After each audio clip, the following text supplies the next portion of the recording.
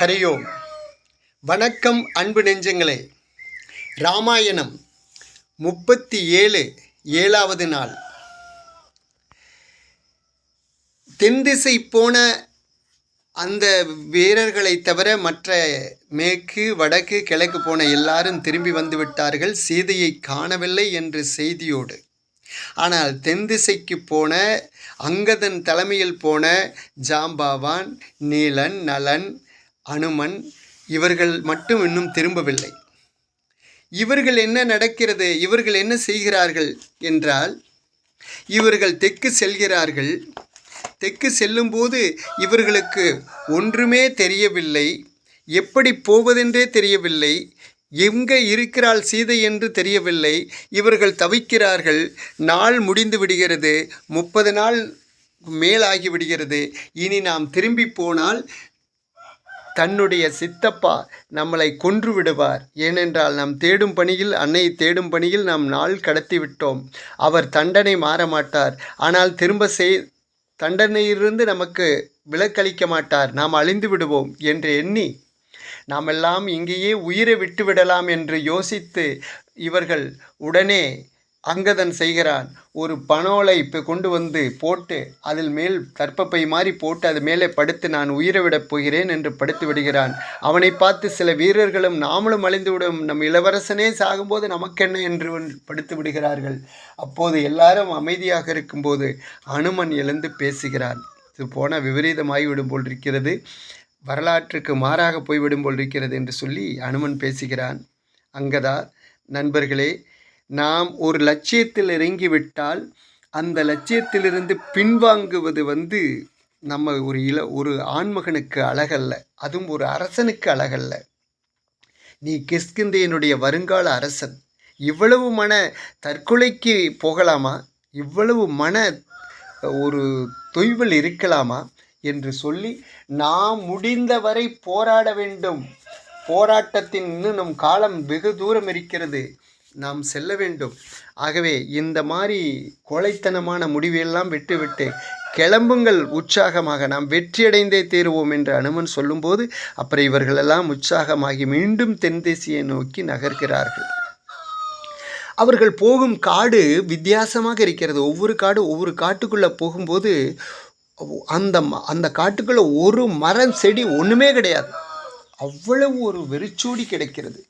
ஏன் இப்படி போனது என்றால், அங்கே ஒரு ரிஷி வாழ்ந்து வந்தார். அந்த ரிஷியினுடைய மகன் இந்த காட்டுக்கு வரும்போது மிருகங்களால் கொல்லப்படுகிறார். அந்த ரிஷி தன்னுடைய மகனை இழந்து அவர் வாழ தவிக்கிறார். அப்போது அவருக்கு ஆதங்கம் ஏற்பட்டு அவர் சாபமிடுகிறார். என் மகனை தின்ன இந்த காடே, இந்த காட்டில் யாரும் வசிக்க முடியாத நிலை போகட்டும் போ என்று சாபமிடுகிறார்.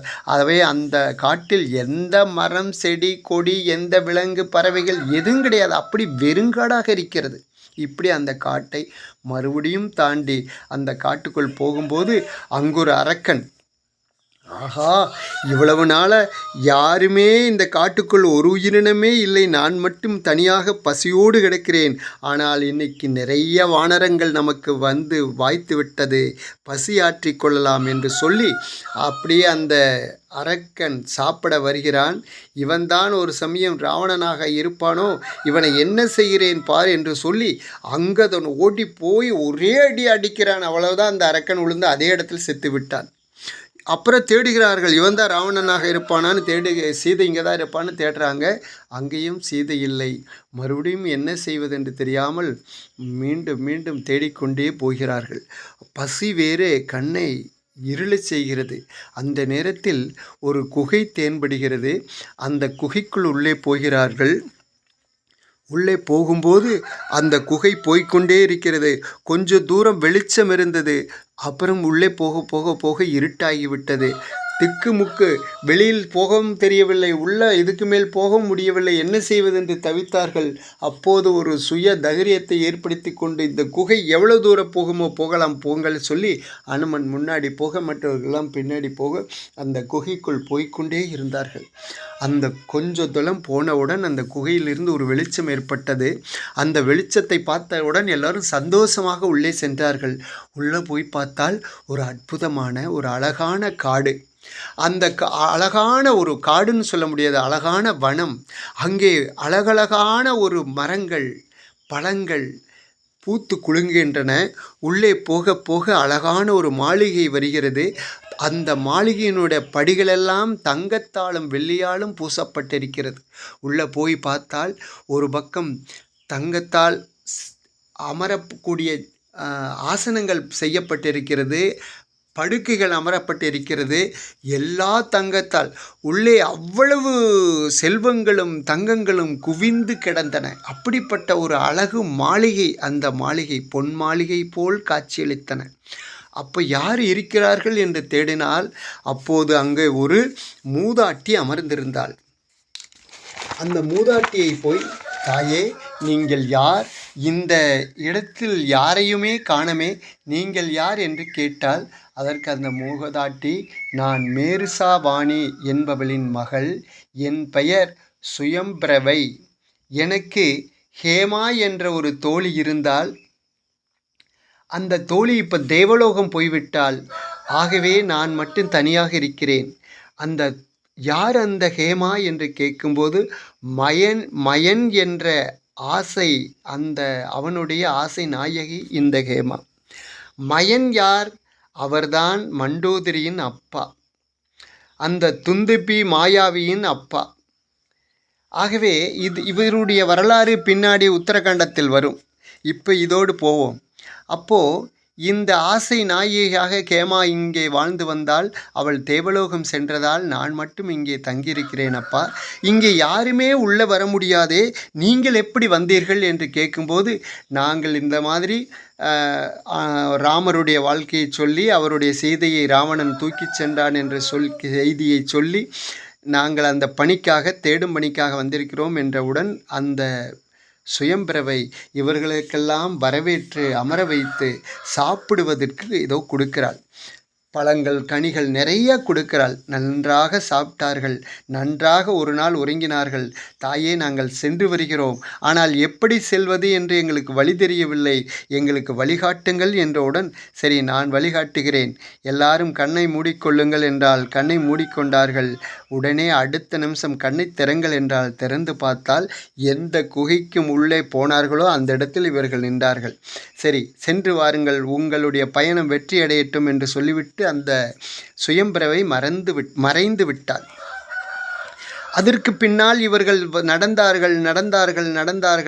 இனி நாம் இதற்கு மேல் நடக்க முடியாது, கால் வலிக்கிறது, எங்குமே சீதையை காணாம், சுற்றி வரும் கடல் வந்து விட்டது, கடல் எல்லையை தாண்ட முடியாது, இனி எப்படி அந்த கடல் எல்லைக்கு அந்தப்புறம்தான் சீதை இருக்கிறாள் என்றால் நாம் எப்படி போவது என்று தெரியாமல் அங்கு எல்லாரும் அமைதியாக இனி வேறு வழியே இல்லை என்று சொல்லி படுத்து விட்டார்கள்.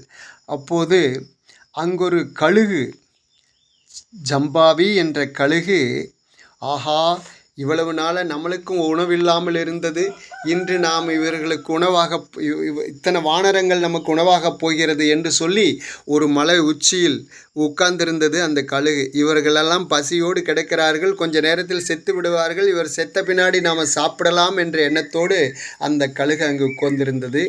அப்போது இவர்கள் பேசிக்கொண்டிருக்கிறார்கள், அதோ இந்த கழுகு நம்மை பார்த்து சாப்பிட துடிக்கிறது, நாமளும் செத்து விடுவோம், நம்மை சாப்பிட்டு பசியாறலாம் என்று அந்த கழுகு நினைக்கிறது. ஆஹா, இந்த கழுகோ நம்மளை சாப்பிட நினைக்கிறது. ஆனால் அந்த ஜடாயு கழுகோ நம்ம சீதையை காப்பாற்றுவதற்காக போராடி நம்மளுடைய அன்னைக்காக உயிரை விட்டது. ஆனால் அந்த கழுகெங்கே, இந்த கழுகெங்கே என்று அந்த ஜடாயை பற்றி பேசினார்கள். உடனே அந்த கழுகு, ஆஹா, என்னது, என் தம்பி இறந்து விட்டானா, என் தம்பி உயிரோடு இல்லையா, ஐயோ என்று அழுதது. ஏன் கழுகு அழுகிறாய்? இல்லை, ஜடாயு இறந்து விட்டான் என்று சொல்கிறீர்களே, ஆமால் நீங்கள்லாம் யார், எங்கு அவன் இறந்து விட்டான், எப்படி இறந்து விட்டான் என்று கேட்கிறது அந்த கழுகு. இவர்களும் அந்த கதையை தெளிவாக சொல்கிறார்கள். அந்த ராவணன் சீதையை தூக்கி செல்லும்போது சீதையை காப்பாற்றுவதற்காக அந்த சண்டையில் ராவணன் வாளால் அந்த இறகுகளை வெட்டி அந்த ஜடாயுவை கொன்றுவிட்டான் என்ற செய்தியை சொல்கிறார். அதற்கு பின்னால் இது அந்த பக்கத்தில் இருக்கிற என் கடனீருக்கு என்னை தூக்கிச் செல்லுங்கள், என் தம்பிக்கு சடங்கெல்லாம் செய்ய வேண்டும் என்று, ஈமச்சடங்கு செய்ய வேண்டும் என்று சொல்கிறது. இவர்களெல்லாம் அந்த கடல் நீருக்கு தூக்கி செல்கிறார்கள். அது தன் தம்பிக்கு ஈமச்சடங்கெல்லாம் செய்கிறது. அப்போது உங்கள் பணி சிறக்க நானும் உதவி செய்கிறேன், என்னை மலை உச்சியில் தூக்கி கொண்டு போய் வையுங்கள், என்னுடைய கண் பார்வையால் நான் இந்த சீதை எங்கிருக்கிறார் என்று நான் சொல்கிறேன் என்கிறது. அதே போல மலை உச்சியில் கொண்டு போய் உட்கார வைக்கிறார்கள். அப்போது கடலுக்கு அப்பால் அங்கே நடக்கும் லங்கையில் இருக்கும் விஷயங்களை எல்லாம் பார்த்து அந்த கழுகு சொல்கிறது, ஆம், சீதை இருக்கிறாள். அவள் ஒரு வனத்தில் ஒரு மரத்தடியில் கீழே அமர்ந்திருக்கிறாள். அவளை சுற்றியும் அரக்கிகள் கூட்டம் காவல் புரிகிறது.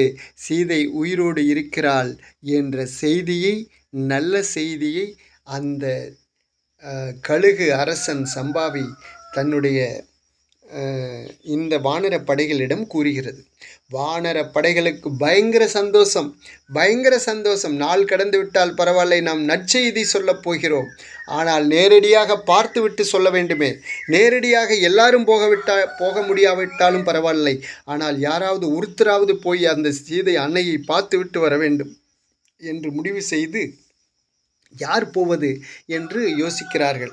அப்போது ஒவ்வொரு வீரராக சொல்கிறார், நான் 1 யோஜனை தூரம் 10 யோஜனை தூரம் தாண்டுவேன், அதுக்கு மேல் என்னால் தாண்ட முடியாது என்கிறார். யோஜனை என்பது ஒரு மைல் கல் என்று நினைக்கிறேன்.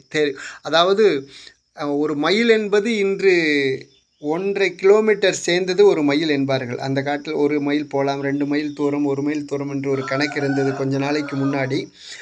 அந்த 1 மைல் என்பது இன்றைய காலகட்டத்தில் 1.5 கிலோமீட்டருடைய அளவு ஒரு மைல். அன்று யோஜனை என்பது ஒரு 4 யோஜனை சேர்ந்தது ஒரு மைல் என்று ஒருவர் சொல்ல நான் கேட்டிருக்கிறேன். இது சரியாக தெரியாது. இதே ராமாயணத்தை பற்றி ஒருத்தர் பேசும்போது ஒரு அளவு சொன்னார், 4 யோஜனை சேர்ந்தது ஒரு மைல் என்று அவர் சொல்லுவதை கேட்டிருக்கிறேன். அப்படி கணக்கு பார்த்தால் இவன் சொல்கிறான், நான் 10 யோஜனை தூரம் தாண்ட முடியும், அதற்கு மேல் தெரியாது என்று. இப்படி ஒவ்வொருத்தராக நான் 20 யோஜனை தூரம் தாண்ட முடியும், 30 யோஜனை தூரம் தாண்ட முடியும் என்றெல்லாம் சொல்கிறார்கள். அப்போது அங்கதன் சொல்கிறான், நான் 100 யோஜனை தூரம் தாண்ட முடியும், ஆனால் திரும்பி வருவனாய் என்று தெரியாது என்கிறான். அப்போது நம்ம என்ன செய்வது என்று எல்லாரும் யோசித்து கொண்டிருக்கும் போது அனுமன் மட்டும் தனியாக போய் அமர்ந்திருந்தான். அனுமனை பார்த்தார். ஜாம்பவன் போய் அனுமா பார்த்து, அனுமனே, இந்த கூட்டத்திலேயே பலம் வாய்ந்தவன் நீதானே, நீ ஏன் அமைதியாக உட்கார்ந்து விட்டாய்? உன்னுடைய பலம் உனக்கு மறந்து விட்டதா? ஆம், உனக்கு மறந்திருக்கும். ஏனென்றால் நீ சின்ன பையனாக இருந்தபோது ரிஷிகளுடைய யாகத்தை, அந்த யாகசாலையிலெல்லாம் பூந்து அவர்கள் செய்யும் அந்த யாக குண்டத்திலெல்லாம் நீ அலும்பு செய்து அவர்களுக்கு பெரும் தொந்தரவு கொடுத்தாய். ஆகவே அதில் ஒரு ரிஷி உன்னுடைய பலம் உனக்கு மறந்து போகட்டும் போய் என்று ஒரு சாபமிட்டார். அதனால் உன்னுடைய பலம் இன்று மறந்து விட்டது. நீ யார் தெரியுமா? அஞ்சனாதேவிக்கும் கேசரிக்கும் மகனாக பிறந்தாய். உன்னுடைய தாய் அழகானவள். அவளுடைய அழகில் வாயு தேவனே மயங்கி அவளை தொட வந்தான். அப்போது அந்த பெண், ஐயோ, என்னை கெடுத்து விடாதீர்கள் என்று உன்னுடைய தாய் நடுங்கினாள். அப்போது அந்த வாயு பகவான் சொன்னார், பெண்ணே, நான் உன்னை கெடுக்கப் போவதில்லை, உன்னை தொடப்போவதும் இல்லை. உன்னை மனதால் நான் யாசிக்கிறேன். அதனால் உனக்கு அழகான என்னுடைய புத்திரன், வாயு புத்திரன் ஒரு குழந்தை பிறக்கும். அந்த குழந்தை உனக்கு இந்த வரலாற்றில் சிரஞ்சீவியாக வாழ்வான் என்று சொல்லிவிட்டு அந்த வாயு புத்திரன் போனால், அதுக்கு பின்னால் நீ அவனுக்கு மகனாக பிறந்தாய். நீ சின்ன குழந்தையாக இருக்கும்போது நீ செய்த சாதனைகள் ஒரு சிலது சொல்கிறேன் கேள் என்று சொல்லி ஒரு நாள் கதிரவன் வெளியே வருகிறான். அந்த கதிரவன் ஒரு மாம்பழம் என்று நினைத்து அந்த கதிரவனை தாண்டி பிடிக்க போனாய் நீ. இதை பார்த்த இந்திரன் அவனுடைய வஜ்ராயுதத்தால் ஓங்கி அடித்தான்.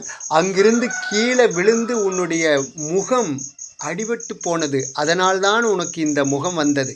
இதை பார்த்த கோபப்பட்ட வாயு பகவான், என் மகனை அடித்து விட்டான் இந்திரன் சொல்லி அவன் வாயு பகவான் வாயுவை வீச நிறுத்திவிட்டான். உடனே தேவர்களெல்லாம் சென்று உலகத்து மக்கள் உயிரெல்லாம் துடிக்கிறதே, நீ இப்படி உன்னுடைய செயலை நிறுத்திவிட்டாயே என்போது, என் மகனை அவன் அடித்து விட்டான், இந்திரன் மன்னிப்பு கேட்க வேண்டும் சொன்ன பின்பாடி, நான் மன்னிப்பு மட்டும் அல்லப்பா, உன்னுடைய மகனுக்கு நான் வஜ்ராயுதத்தில் அடித்து அவன் வாய் அப்படி உடைந்ததால் இனிமேல் அவனுக்கு வஜ்ராயுதத்தால் அழிவே இல்லை என்ற வரத்தையும் தருகிறேன் என்றார். அப்படி அங்கே வந்த தேவர்களில் ஒவ்வொருத்தரும் ஒவ்வொரு வரம் தந்து, நீ வாழ்க்கையில் எந்த ஆயுதத்தாலும் உன்னை கொல்ல முடியாது, நீ சிரஞ்சீவியாக வாழ்ந்து கொண்டிருப்பாய் என்று எல்லாரும் வாழ்த்தி சென்றார்கள். அதனால் உன்னை யாராலும் அழிக்க முடியாது, எந்த ஆயுதத்தாலும் உன்னை அழிக்க முடியாது, அப்படிப்பட்ட மகா வீரன் நீயா வந்து யோசித்து கொண்டிருக்கிறாய். ஏ அனுமனே, நீ மட்டும்தான் இந்த உலகத்தை, இந்த கடலை தாண்ட முடியும், இந்த உலகத்தில் சிரஞ்சீவியாக வாழக்கூடியவன் நீ. அதனால் நீ யாருக்கும் பயப்படாமல் நீ இலங்கைக்கு சென்று வா என்று ஜாம்பவான் தன்னுடைய அனுமனுடைய பலத்தை ஞாபகப்படுத்தி அனுமனை உற்சாகப்படுத்தினார். அதற்கு பின்னால் அனுமன் எழுந்து நிற்கிறான். எழுந்து தன்னுடைய உடலை பெரிதாக்கும்படி அவன் மனதில் நினைக்கிறான். உடல் பெரிதாகிறது, மிகப்பெரிய உயரமாக மாறுகிறது. அந்த மிகப்பெரிய உயரத்திற்கு பின்னால் சொல்கிறான், நண்பர்களே, நீங்கள் இதே இடத்தில் அமர்ந்திருங்கள், நான் என் அன்னையை, கடலை தாண்டி அன்னையை பார்த்துவிட்டு வருகிறேன், நற்செய்தியோடு நாம் சுக்ரீவனை சந்திப்போம், வருகிறேன் என்று கடலில் ஒரு குதித்து பாய்கிறான். பாய்ந்தவன். அதோடு கிஷ்கிந்தை இந்த காண்டம் முடிகிறது. நாளை சுந்தர காண்டம் ஆரம்பிக்கிறது. நாளை பார்ப்போம். நன்றி, வணக்கம். நன்மையும் செல்வமும் நாளும் நல்குமே, திண்மையும் பாவமும் சிதைந்து தேயுமே, ஜென்மமும் மரணமும் இன்றி தீருமே, இன்மையே ராமா என்ற இரண்டெழுத்தினாலே, இன்மையே ராமா என்ற இரண்டெழுத்தினாலே. ஸ்ரீராம ராம ராமேதி ரமே ராமே மனோரமே, சகஸ்ரநாம தத்துல்யம் ராமநாம வராணனே. ராம் ராம் ராம்.